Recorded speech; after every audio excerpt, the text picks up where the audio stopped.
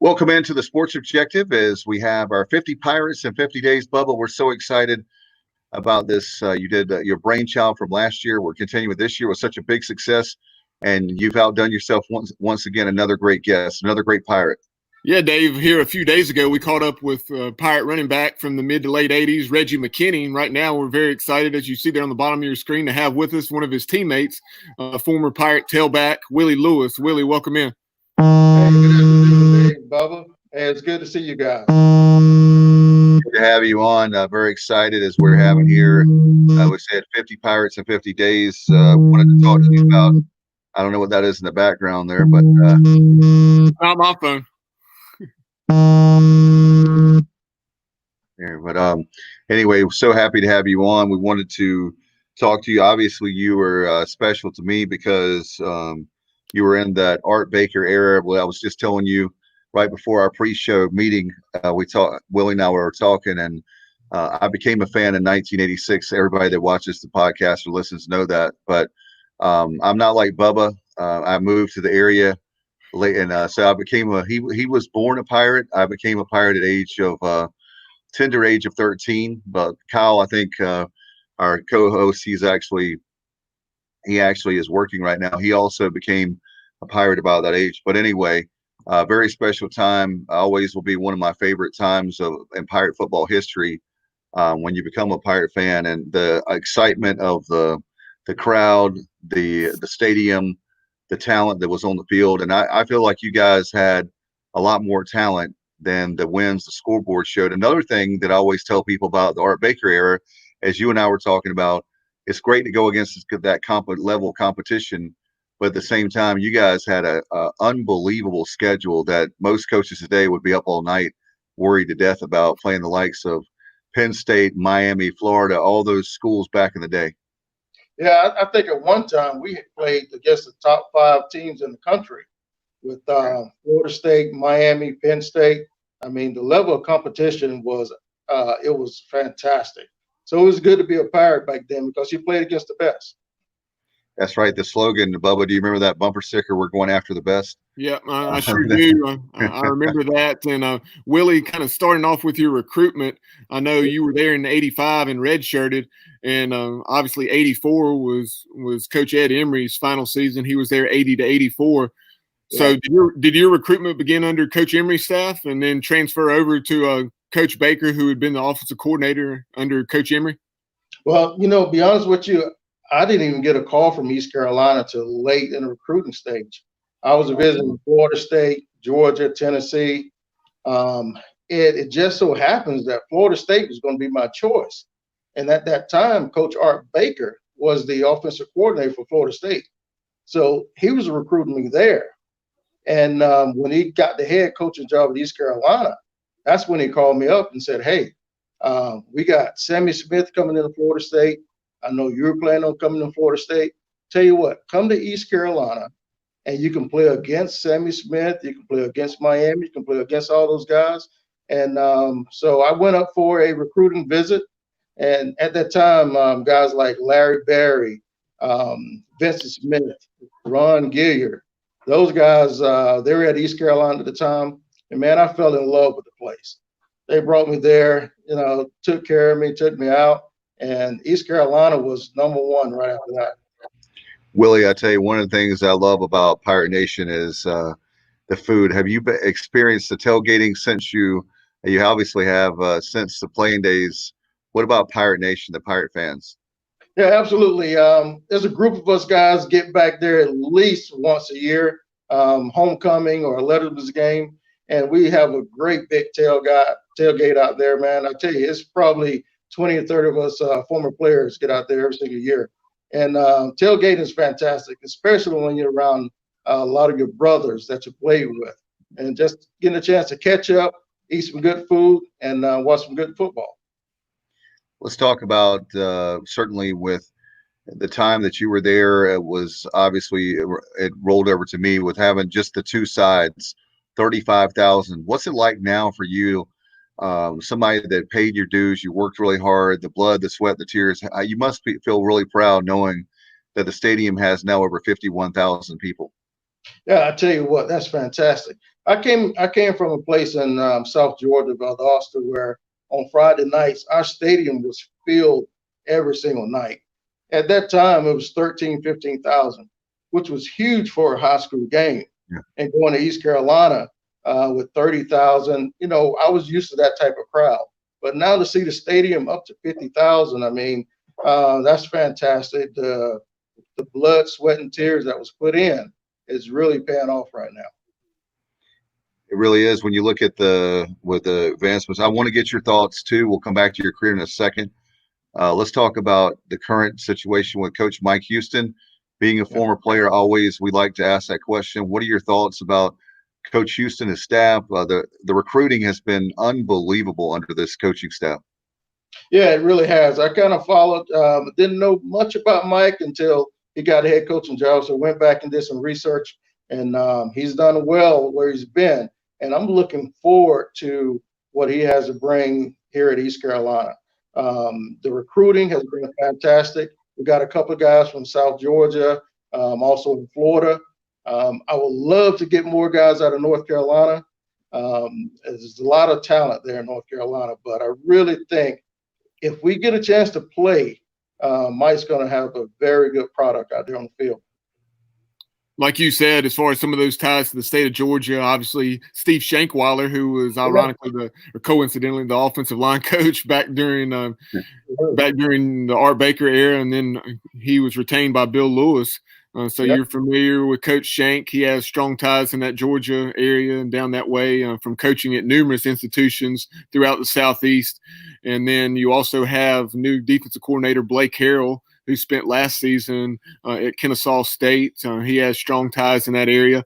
And I know a state over, one of those border states, we've offered at least 4, maybe 5 offensive linemen from the state of Alabama. Right. That's big. When we talk about Coach Shankweiler, how old is that guy? That guy's been around late 60s, I think. He has, my understanding, isn't this guys, I believe, if I'm not, well, let's see, I think he started coaching, if my memory serves me right, 1976, Bubba? I don't recall exactly what year he started, but yeah, it had to be something like that because I know he's 40 plus. Him, Donnie Kirkpatrick, and when we had some real veterans on this staff, excellent guys for Coach Houston to lean on and trust. But as far as Coach Shank, he's in his fourth stint at East Carolina now and 5th head coach because obviously we've already mentioned Baker and Lewis, and then he came back in '98. 5th coach. He actually Logan, and then Holtz for that entire tenure, and now obviously Mike Houston. So. Yeah, he was a big part of my career at East Carolina. He was the offensive line coach. I mean, and being a running back without a really good offensive line coach, you're on your own. But Coach Shank was a great coach when I was there, and it's really good to see him back there at East Carolina.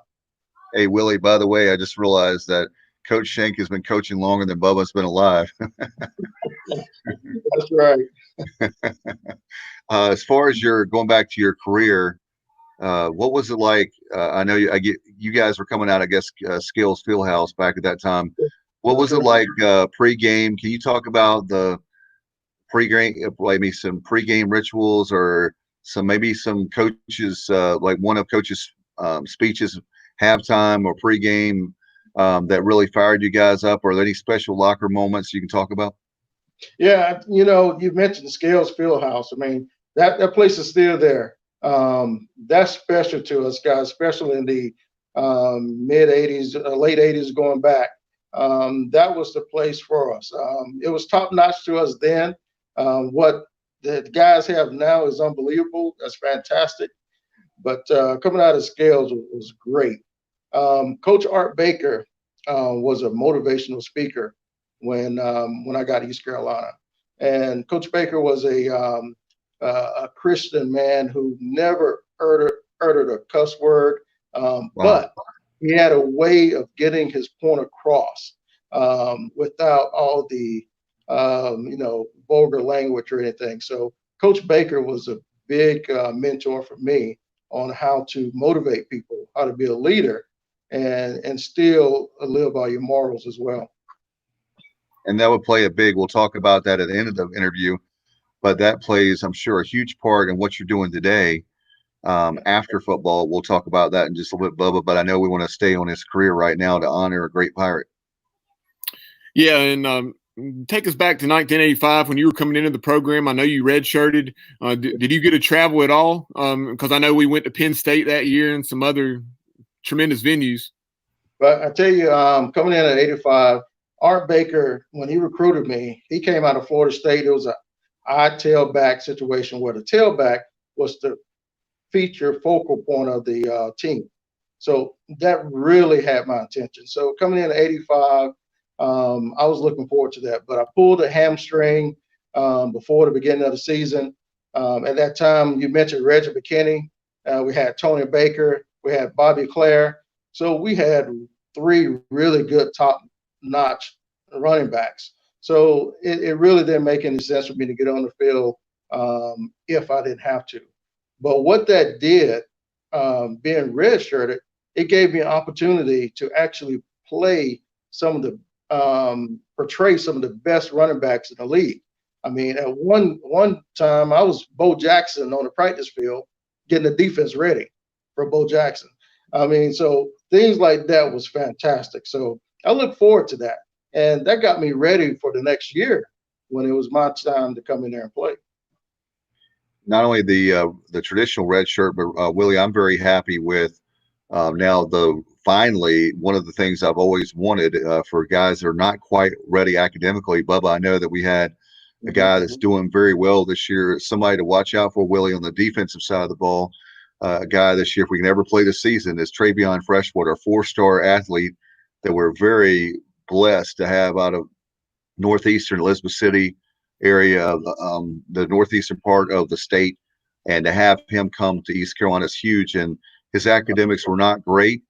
He was not ready for prime time academically, and they have now the rule, as you probably know, the NCAA with I think the academic red shirt is a great idea and should have been done a long time ago. Some of us were not ready, including myself. We were not ready to make that transition from high school to the expectations of just a normal student like myself, and to have that extra year to work on your academics and still be a part of the team, I think is outstanding for college football.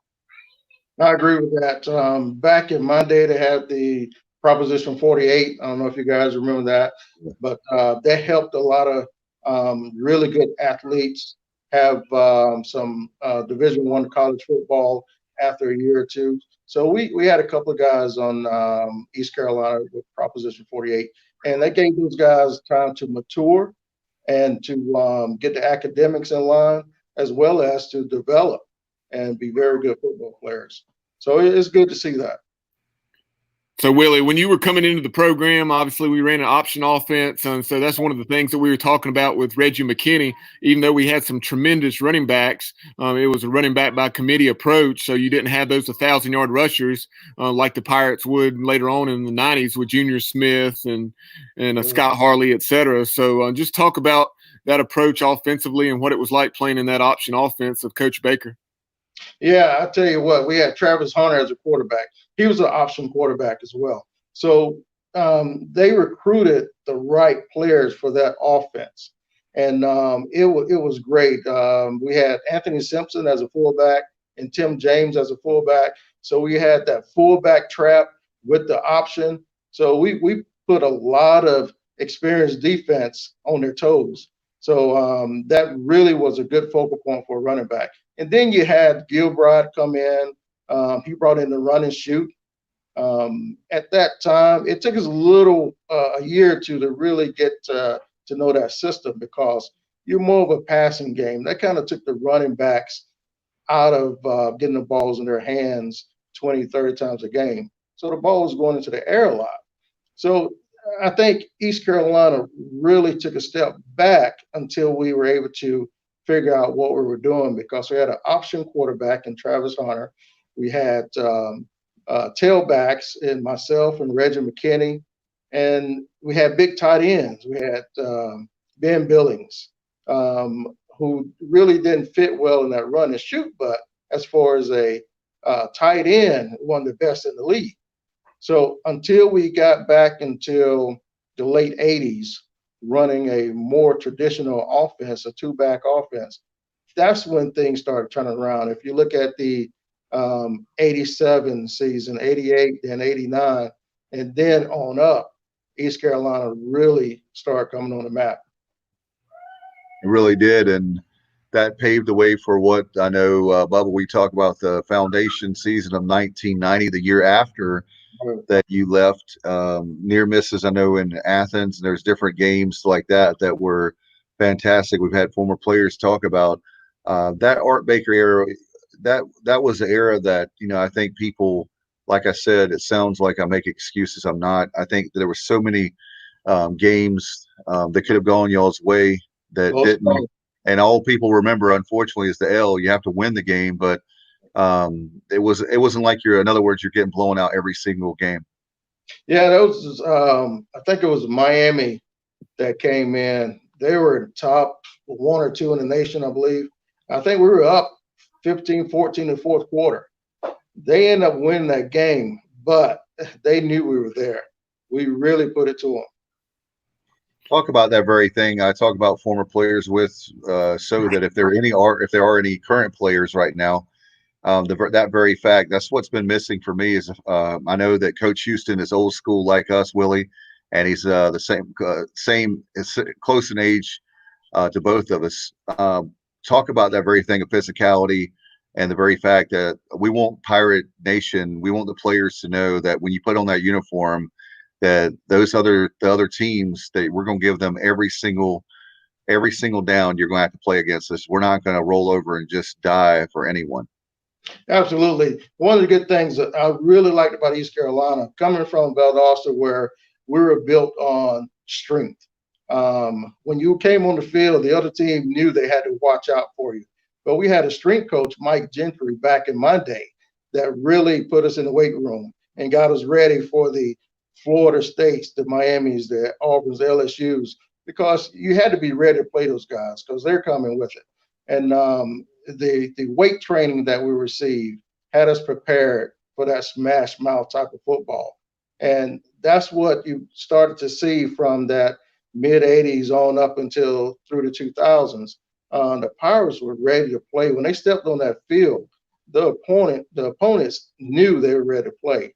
And that's why we see some of the North Carolina schools may not want to play us right now because it could be a L for them because we're coming in there. We're coming to bring it. No doubt. And by the way, Bubba, before we get more of your career, can we go back to the future and talk about, Willie was talking to me about his high school career. Can we talk about your high school days, and then we'll come back to, I failed to mention that early on in the interview, and you were telling me that amazing feat you guys from your high school days, one of the best high school programs still in the nation, right? Absolutely. Valdosta High School in Valdosta, Georgia is the winningest high school in the nation currently. Coming through that program had you ready to play college football. I lost one game in high school. That was my junior year in the playoffs with the trick play. Other than that, we were undefeated, number 2 in the nation my sophomore year, number 1 in the nation my senior year. Just that program and our head coach, Nick Hyder at the time, really had us ready to play. I'm in the Hall of Fame, of Valdosta Hall of Fame. So being part of that is a big deal for me because there have been so many great athletes come out of that program. It's unbelievable. But if you ever get a chance to go down to South Georgia, Valdosta on a Friday night, the stadium's always filled, and those guys, the Wildcats out there ready to play. Yeah, Willie, you're talking about that. Before we get back to your career, here a few weeks ago, the Pirates got a commitment out of Valdosta, and when we were speaking with a beat writer that covers Valdosta High as well as Valdosta State, and we were talking about the tremendous success that Valdosta State program has had over the years, going back to Hal Mumme and Mike Leach as offensive coordinator and so on. Right. And Valdosta, I don't know if you guys know it, but we're Title Town, USA. So what that means is we beat out cities like New York, LA, Boston as the most wins out of any state, any city in the country. So Valdosta is Titletown, USA, and along with Valdosta, Lowndes High School, and Valdosta State, we put a lot of winning teams out on the field. And to have a commitment from Valdosta to East Carolina, I tell you what, that's good to see. That's the thing. I'm sorry, Bubba. I was just going to say really quick. That's the thing, Willie, is the very fact that when you look at Coach Houston, he has pretty much Virginia on the map. I mean, as far as on the recruiting board, if you look at Virginia, well connected there. He's obviously from the mountains of North Carolina, coached at obviously Lenore Rhine. So he has great connections there. He was a coach at Citadel, great connections there. And when we're getting some commitments now from I can't remember the last time, Bubba, maybe you can help me, but we're even getting commitments from Alabama. I think some offensive line, or we've had offers, right, to Alabama, some guys on the offensive line in Alabama. I can't remember. It's been a while, if it has, since we've been at least making an attempt at getting some great players that maybe we don't get the 5-star guys, but that's not what East Carolina is about anyway. We're blue collar, hardworking guys, take showers after work. That's who we are. And and I guess after the game too, right? So, but I'm proud of the recruiting. This has been the best recruiting, and I love Logan, and I love obviously Holtz, and of course I love Ruff. But this might be the best recruiting I've seen in my entire 30-some years of being a Pirate fan. I agree, and that's where it starts. You're not going to know exactly how that guy's going to perform on the field. You have the tapes. That tells you how old I am. We looked at tape. I'm right there. The film, at tape back in my day, but now you have the social media where you can go online and take a look at the guys. But you mentioned you don't have to have the 5-star recruits. You have to have somebody with heart. If these guys have heart and they want to get on the field, they love the game, that's what you need. And that's what the Pirates are getting now. I think it's really going to turn that program around. Let's talk about your work ethic, Willie. I know that's a big part of you now, and I can tell just talking to you that you're a hard worker. Talk about that when you were playing your playing days at East Carolina. How hard did you guys work in the off season and during practice? Can you give a little behind the scenes in the Art Baker era? Yeah, absolutely. I don't know if every school does this, but at the end of the season, right around February, getting ready for spring ball, we have what you call early morning workouts. We had to get up at 5 o'clock in the morning. And you guys know from North Carolina, it's cold at 5 o'clock in the morning. And at that time, our weight room was not right there on campus. We had to walk down to our weight room, which was probably about a half a mile. And we did that every single morning, getting ready for the upcoming season. So we worked out in the mornings, we trained in the afternoons. I mean, it was just hard work. It was dedication. If you did not want to be a Pirate, you didn't go through that type of thing. So it was definitely hard work. Was that the old tobacco warehouse, Willie? Yes, it was. Yeah. Yes, it was. I remember that. It used to be, now it used to be, they tore it down, they made it a Rite Aid, and now it's a Dollar General there, the corner for those people that are in Greenville now. It's actually the corner of Charles and 14th Street. That's that's what he's talking about from the dorms there on College. You were talking about from College Hill, walking down to that old tobacco warehouse, right? Yeah, about 5:30 in the morning, going to the weight room. Yeah. And of course, you had a lot of air conditioning, right? But we had no AC when I first got there in Belt Dorm. Yeah. And then we moved over to Scott. We got an upgrade. We had AC, man. Hey, we were living good then. We got AC. I remember going to Charlie Harrison's his basketball camp, and I had to take a box fan because there was no AC there on College Hill. I'm like, oh my God. It was obviously like in the summertime in June, July. It was really, really hot. And the great thing about having basketball camp, at least you didn't have to be in that hot room the whole day. So yeah, that's true. Those were the good old days. That's right. Hey, Willie, Dave kind of referenced it earlier, that 1990 season, the year after you had departed the program, the near misses we had against the likes of Georgia and some others. In '89, your senior year, we had a couple of heartbreaking losses on the road against ranked teams. I want to say it was something like 18-16 up at Syracuse, where they kicked the last-second field goal to beat us. And then also a game that my family and I were at. I remember it. I was just, I guess, 8 years old, but up at Old Pitt Stadium, we had jumped out on those guys 21-0, and then ended up losing 47-42 and completed a pass down inside the 5-yard line on the final play. Yeah, that's right. The 89 season was Bill Lewis' first year. And we also had Mark Rick as offensive coordinator. So the Pirates was really coming together towards the end of that year. And that was a special year for us. There was a handful of games that we could have won and should have won. And that got the Pirates ready for the early 90s on.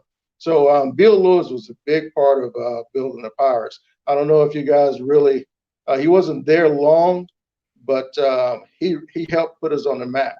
The 89 season, of course, I got hurt my senior year, halfway during the season down in against the University of Miami.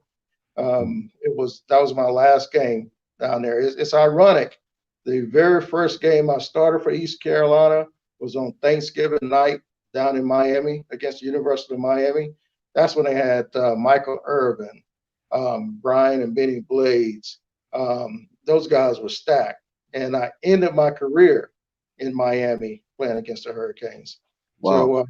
So as you can see, I really don't like the Hurricanes that much. Well, I guess you like the 96 game and the Orange Bowl. And, of course, I call it the Floyd Bowl and Raleigh when we put it to them.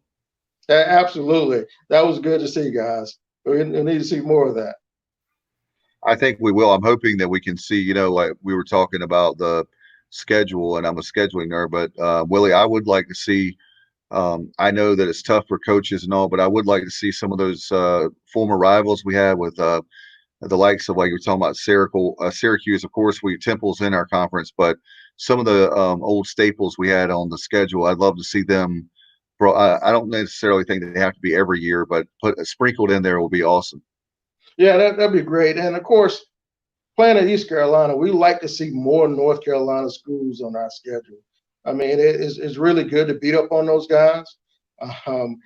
We get a lot of wins against those North Carolina schools. Even Wake Forest, put them on the schedule. Of course, North Carolina and State. We like to see all those guys. And Virginia Tech, East Carolina beat up on Virginia Tech early on. The difference, I think, between East Carolina and Virginia Tech is that one coach stayed there until he had it figured out. He didn't leave until he retired. And unfortunately, East Carolina, we have a few coaches that get there and they have success, and then they move on. But Virginia Tech, they were able to keep that coach, keep that nucleus there, and they built on it. And that's what we have to do there at ECU. I think we have a guy that potentially could do that, but we all know how the business works. And I hope that he will be here. I just hope he'll be around for a long, long time. Right now, the most important part, Willie, I want to ask you about is certainly with COVID-19, do you think we'll have a season? I asked you that before the show. I gave you a heads up, but do you think we're going to be playing this year? Is it going to be fall, spring? I mean, I know earlier, Bubba, you sent me the text with the Patriot League.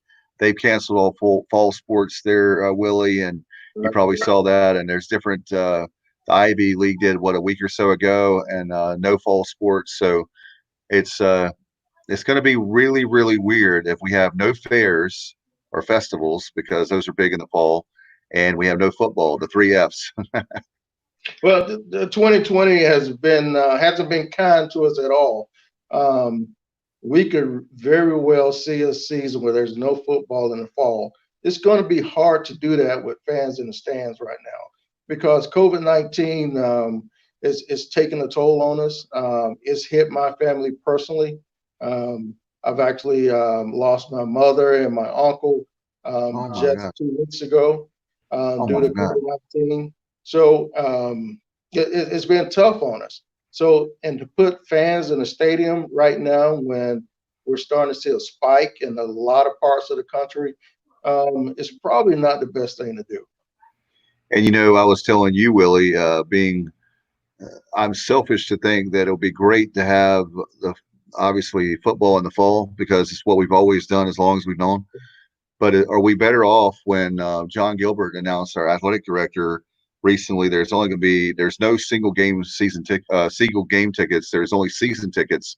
And like Bubba and I said, hey, if it's only 25%, he pointed out it's less than 13,000. I was telling you that's worse than we're having with under Coach Mo, or anytime we have a losing season. Can we really afford to have a season where we're only allowed to have 13,000? That's only 13,000 people that are paying for tickets, 13,000 paying for concessions and beer now and wine and food and all that and merchandise, the merch. So are we better off playing in the fall, or are we better off playing in the spring when we could have 50% or closer to a full capacity? Yeah, right now it's a catch-22 because the universities make a lot of money off football. Football really drives the economics within a university as well as a city or a state. That's why some of the mayors and governors right now are having a tough time, because they're trying to open up the city because to bring those dollars back into the city, into the state, with being isolated, social distancing, there's no money coming in. Everybody's staying home. There may be some online shopping, but to not have football and not have that revenue is going to be a big hurt on the universities right now. So I could see why the politicians and everyone's trying to push to open things back up, but it could be a detriment to us all if we do. And Willie, another thing, we need to open up the schools. Bubba hasn't worked since March, so I want to put him back to work. No. I'm joking. I'm teasing you, Bubba. Bubba is one of the hardest working people. He and I have more side hustles than if we could put all our side hustles together and form a business, we would be really rich there, Willie. But one day we'll get it together. I'm totally joking with you. I Just said a went on lot a behind the 4-month scenes. cruise. Bubba, you getting used to working from home? I'm sorry, say it again, Willie. Are you getting used to working from home? Pretty much. Yeah, and did that. We actually started school a little bit earlier this year. We were a couple weeks ahead of everybody, or not everybody, but most people in the state of North Carolina. So the final day of school for us was, as teachers, that last week of May. But then during the summer, I have a couple jobs, like Dave said. I'll do the PA system, live stats for a collegiate summer baseball league, and then also do some other stuff. But yeah, definitely getting used to working virtually. So we'll see. Hopefully, we'll be back face to face with the kids here in about the next month or so. And you just mentioned something, Bubba. That's the key right now. You're not able to see the kids. You're not able to mentor those kids, and the kids really need that leadership. Someone that can show them right from wrong, or show them actually how to be a good person, how to be a leader in the community. That's one of the key things that we are missing. Before we talk about your time after East Carolina, I wanted to go back to your career. You had the opportunity to play in some tremendous venues, and you mentioned Penn State, Auburn. So maybe talk about some of those experiences, and then also, do you have a favorite game, whether it was that '87 NC State game or another game or two, maybe where you had a good game or the Pirates just won? What are some things that stand out about your 5 years in the Pirate program? Yeah, the venues, Penn State, of course, was full to the gills. It was packed. Florida State was always a good venue. But I can tell you the absolutely loudest fans, I think, is South Carolina. South Carolina fans are loud, and they are rowdy, and they are not polite at all. But South Carolina fans are something. Now, North Carolina State, you mentioned that state game. Myself and Reggie, we were in and out of the game a lot, and it just so I can remember this play like it was yesterday. We had a pitch to the left. We were probably on the 10-yard line, and I ran it in for a touchdown. And the East Carolina crowd fans just went wild. I mean, that was a great game to be a part of. Yes, the scoreboard was torn down, but it wasn't our fans, from what I hear. That was good to know. But just the fans and the people there at that game was fantastic to see. And Reggie, listen, Willie, I was gonna say Reggie talked about that very thing about the game, with you guys, and about how, hey Bo, I remember one of my favorite parts of the interview. He was talking about after that game how Coach Baker tried to get you guys to go back out. He said, "Look, we've already done our job. We're saying." Right. So, can you That's talk right. about that? Yeah, we won the game, but they want us to go calm the crowd down a little bit. But we really didn't want any parts of that. So we did what we were supposed to do on the field. Yeah, I was a little surprised to hear Reggie say that. Yes, some of those, like you said, a bunch of them weren't East Carolina students or supporters. They were just looking forward to take advantage of the situation. But the ones that were our fans, hey, most of the time you're getting the players the heck out of the way. I mean, to yeah, you don't want to take care of the players. I mean, it's not the players' jobs to police the fans. Yeah, after that game, man, we hurried up to the locker room because it got rowdy quick. I mean, and as a matter of fact, where I work, one of the guys that worked with me was at that game, and he was one of the guys that was tearing up the goalposts. So we talk about that quite a bit. Willie, that very fact of the Pirates, the fans, and I'll never forget. I actually that particular game, I remember where I was. I was vacationing. That was Labor Day weekend of '87. I was vacationing at Oceana Resort in Atlantic Beach. And I remember seeing on the television, and I couldn't believe they were showing, like the highlights of the game or whatever. And like I remember later when they were talking about calling it a riot, I was like, "How was that a riot?" We did win we did win the game. We won the game, and then it's still hard to believe that, like you said, any excuse that we do have Wake Forest back on the schedule. We have State on the schedule. We don't have Duke or North Carolina, so I'm going to call both those schools out. And we do have Appalachian State and Charlotte. We do have most of the teams except for Duke and North Carolina, right, Bubba? That's the only ones I know of. They're not state right, University of North Carolina. We have 3 games on our current deal with NC State, 2 of those in Greenville, and then a home and home with Wake Forest. I think that's 26 and 27. Yeah, they came back on. Right, that's great. And we'll love to get Duke and NC back on, but to have State, Wake Forest, that's great. We need North Carolina schools on our schedule.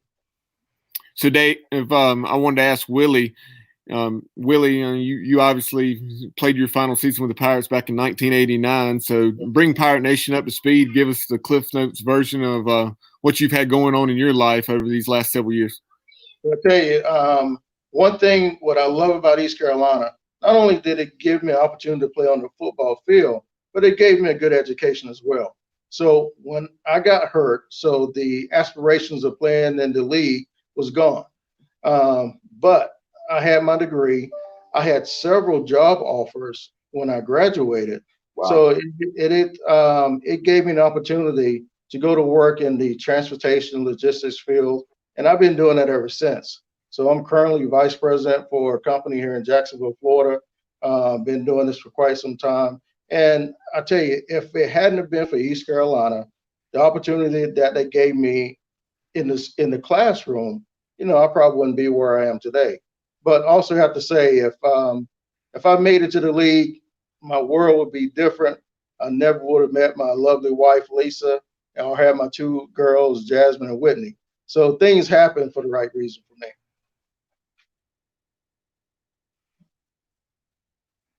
Willie, speaking of Jacksonville, what an underrated city. I was there. One of my best friends, his parents lived there at the time, spring break of '95, my senior year, and got a chance to visit Jacksonville a little bit. And it's a lot bigger than what people realize. It is. You know what? It's actually the largest city in the United States area-wise. So as far as area, it is the largest city in the United States. And we have over 1 million people here. So it's a really nice city. It's right on the water. You can get to Orlando, or you can get into Georgia, whatever you need to do. But Jacksonville is a nice place to be. Being in Jacksonville. Sorry, go ahead, Dave. I was just going to add, I'll tell you one thing. St. Augustine's right not too far. Wow. That's a beautiful, beautiful city. Yeah, actually, St. Augustine is the first date I had with my girlfriend at the time, my current wife. So I wanted to impress her, so I took her to St. Augustine. So you're Okay. absolutely right. Wow. Now, Willie, with your years spent in Jacksonville, did you get the opportunity back when David Garrard was still playing? Did you have a chance to see David play with the Jags, and have you ever crossed paths with him and gotten to know him at all? Absolutely. Season ticket holder with the Jaguars for a long time. And David Garrard was one of the reasons for that. I didn't get a chance to know him personally, but we did meet on some interview, autograph signing situations, and we talked about the Pirates. So it was really good to see David Garrard there. But talking about quarterbacks, I cannot go without mentioning Jeff Blake. Jeff Blake was probably a freshman, my junior, senior year coming up, and Jeff ended up being a very good friend of mine. He's from Sanford, Florida as well, but Jeff did a lot for the East Carolina Pirates, getting that school on the map. I remember that the 1989 game that I referenced up at Pittsburgh. I want to say that day, I'm pretty sure Travis played, but then I don't know if he got injured or what, but I remember Jeff Blake coming in that game. Yeah, absolutely. You're right. That's when you knew we had something special there. And Travis Hunter, again, Travis was definitely underrated as a quarterback. The guy was a great runner, a good passer, but Jeff came in and it took us to another level.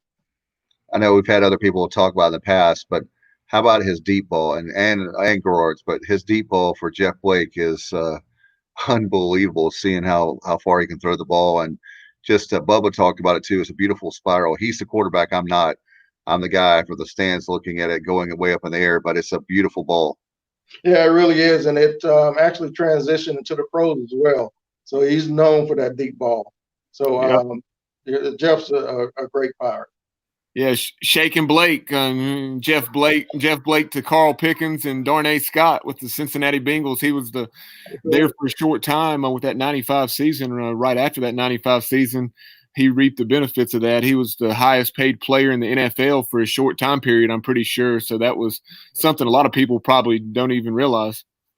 That's correct. And the East Carolina product. I tell you, we're talking about guys in the pros. One of my favorite games was when the Cowboys was playing the Green Bay Packers, I think around 95, 96, when you had Vincent Smith, Robert Jones, you had George Kuntz with the Packers, and you had John Jett with the Cowboys. I mean, the East Carolina Pirates is definitely represented in the NFL. No question about it. Hopefully we can have the talent that I think, in my opinion, the talent we're recruiting now, and with the coaches we have now, if we can keep that coaching staff intact and coach them up, there's going to be a lot more players that are going to the NFL than we've seen in a while. And I'm excited about Willie. Hopefully we can get the season, if it's the fall of this year or spring of next year. You know, it gives a new meaning to spring football, right? We're going to have spring football, but I want to ask you your opinion about, before we let you go, too, one more thing. And then we'll let you go. Your thoughts on how in the world, as a former college football player, can you play potentially 8 games in the early part of 21 and then turn right back around and have 12 games if you started in September? It just seems like I know that in the calendar when people look at it, but I don't think they realize all the stuff that you guys have to do just to prepare for a season and your bodies and everything. I'm just worried about if you want my honest opinion, I'm worried about the number of injuries in 21. Yeah, you're absolutely right. A lot of people don't realize we use that off season to recoup, get our bodies back and play in shape, because you take a beating throughout that year. You're not playing cream puff teams. You're playing top-notch teams where it's smash mouth every single game. So your body really takes a beating, and it's going to be hard to do that turnaround without letting your body heal. You really need that off time to make that happen. I mean, there's not really off time anyway, but I would imagine that having, in other words, that the pros don't even play 20 games as far as the regular season. So I can't imagine I can't imagine for the college guys to do that. Willie, it's been an honor to have you on. You're fantastic. I appreciate all that you're doing for Jacksonville. You're making me proud to be a Pirate, and I'm ready for football season whenever we can have it. And I hope that we get a chance, Bubba and I, and you'll get a chance to meet. You didn't get the chance to meet the crazy one. Kyle is normally on with us, but Right. we'll save that for in person. You'll meet him in person, hopefully, whenever we play football. We'd love to meet you. Absolutely. I catch Kyle on the next one, but Dave and Bubba, I really appreciate you guys inviting me to come on. It's always a great opportunity to talk about the East Carolina Pirates and our football team. I tell you what, we are a top-notch program, and anyone, not only athletes, but student athletes, get an opportunity to go to East Carolina. You have to go. It's a great experience. No doubt about it. I couldn't say it any better myself. Thank you so much, and look forward to seeing you football season. Love to have you back on the show sometime soon. Absolutely. Thank you, guys. Really appreciate it. No doubt. Thank you, Willie. Appreciate you. Have a good All one. right. Well, you too. Willie Smith, of course, one of the best. I tell you what, Bubba, he is fantastic. #1 class act. I really loved having him on, and certainly love to have him on. Maybe if we ever have a football season, we have him on Pirate Football Playback. I loved his insight on the Pirates, and certainly he can give us insight from his days, and certainly with current players too. I think that, I told you, Bubba, having the former players like him that are real winners come back and talk to the team, I think that would be huge for Mike Houston to get to what it is to be really put on that purple and gold uniform and be a Pirate. Absolutely. Really enjoyed having Willie on the show. Very well-spoken guy and excellent representative of East Carolina University and obviously our football program. So like you're saying, that's something I was going to chime in with. Willie, I know you're still tuned in, so definitely make plans to join us whenever football is played on our Pirate Football Playback. We'll break down the game a little bit and hopefully be talking about a Pirate victory. No doubt about it. And I know we've got special programming coming up tonight at 6 o'clock. We'll do another 50 Pirates in 50 days. And of course, by the way, folks, if you don't catch these certainly on Facebook or live on YouTube, on our YouTube channel, they're archived. And same with Facebook. You can also, we have it on SoundCloud and Anchor as well. So you can actually get the podcast of these, where if you're maybe exercising, people like Bubba that are running up and down, running up and down the street, or maybe you're jogging or working out. We have people that exercise. We have people that are like me that are actually listening to podcasts, working out in the yard. Wherever you listen to your podcast, then we'll have that available again on SoundCloud and on Anchor, right, Bubba? Right. And you mentioned David Blackwell. Of course, Coach Blackwell came to East Carolina back in 1989. He played for Bill Lewis, played, I guess, a little over 2 seasons, and then unfortunately had a career-ending injury, then became a student assistant coach, then a GA, and then he's gone on to an excellent career. Unfortunately, just had that 2018 season back with us as defensive coordinator. Just the timing wasn't right from the standpoint of him being able to be a Pirate for several years, unfortunately, but he did an excellent job. The defense up until those final couple games of the year where the wheels came off and was showing a lot of improvement. Of course, Nate Hardy with everything that he did, and just a tremendous year and player of the year on the defensive side of the ball in the AAC that season. But look forward to catching up with Coach Blackwell, who is actually down at La Tech as first-year defensive coordinator under former East Carolina head coach Skip Holtz. And in addition to that, tomorrow night we'll be talking with Curtis Thiemann from Port City Films, an East Carolina alum who, of course, has produced, he and his company, Jonathan Medford and some other Pirates, have put together a tremendous entrance video for the last couple of years. Hopefully we'll have opportunity to see that in 2020. And then also the first part of that hour, Rachel Barbeau from SiriusXM. It's going to be great. 2 great guests, and certainly I gave Bubba the day off for booking. I booked the show on that one. He always books the show.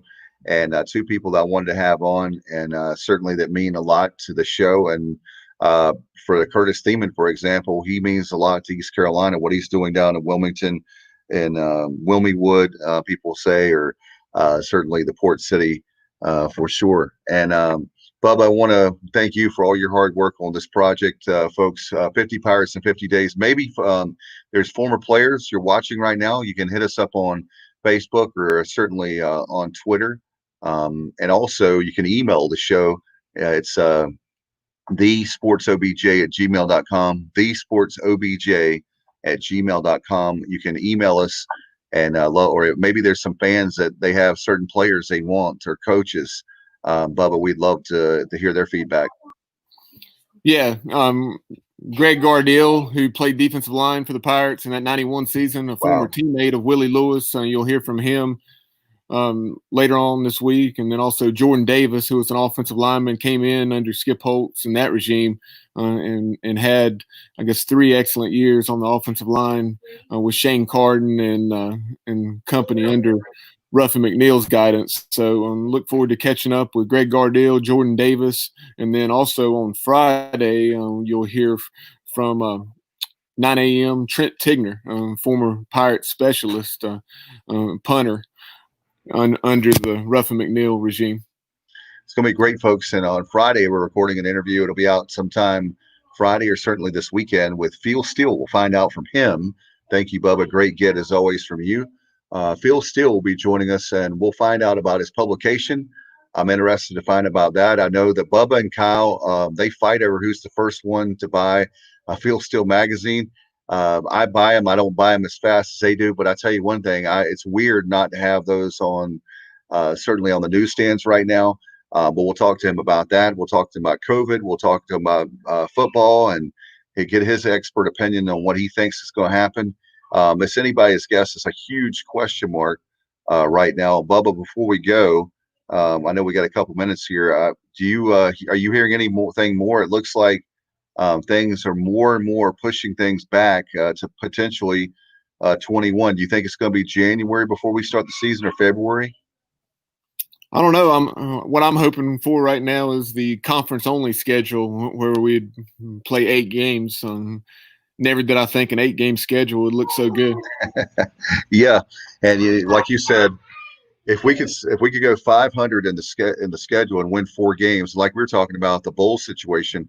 If you have bowls, and what if you so in other words, if you had 8 games, if you win 4 out of those 8, then maybe you go to a bowl. So if we go 500 in the conference, and then I think you still have to have the bowls. I don't know how logistically, but I think you have to have those bowls because that's a lot of dollars. Speaking of a lot of dollars, that's a lot of dollars for the. That's why everybody wants to have a bowl, is people are coming to different places. I realize the COVID situation and all that, but I'm hoping that we can definitely have the bowl season. We'll see how that plays out. We may not. Maybe those are pushed back. Who knows what's going to happen? But obviously, we'll be talking to David Blackwell about that and a lot of great things this evening at 6 o'clock. I appreciate you, Bubba, very much.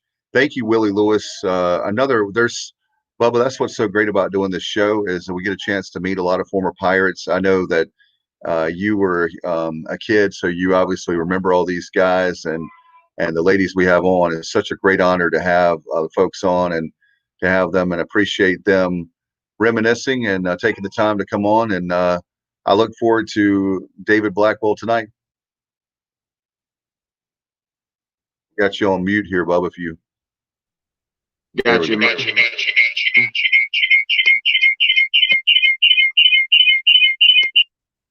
There we go. My laptop was dying, so okay.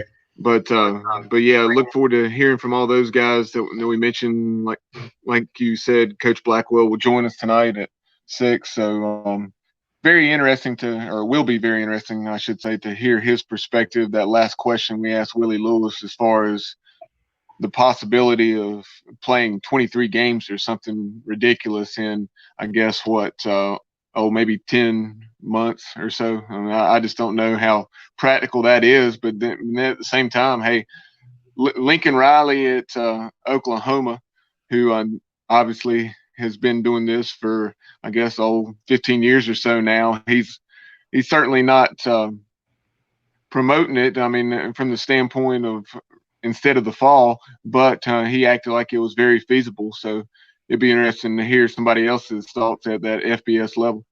One final question for you, Bub. I just came to mind. I wasn't planning on asking you, and then we'll get out of here. And then in a few hours, we'll have less than 4 hours away now from David Blackwell. But wanted to ask you, as far as, do you think that they'll allow more players? I know we're not necessarily scholarships, but maybe some more walk-ons, so that way, if there is a potential of more injuries, that you would have more players that are allowed to be on the team.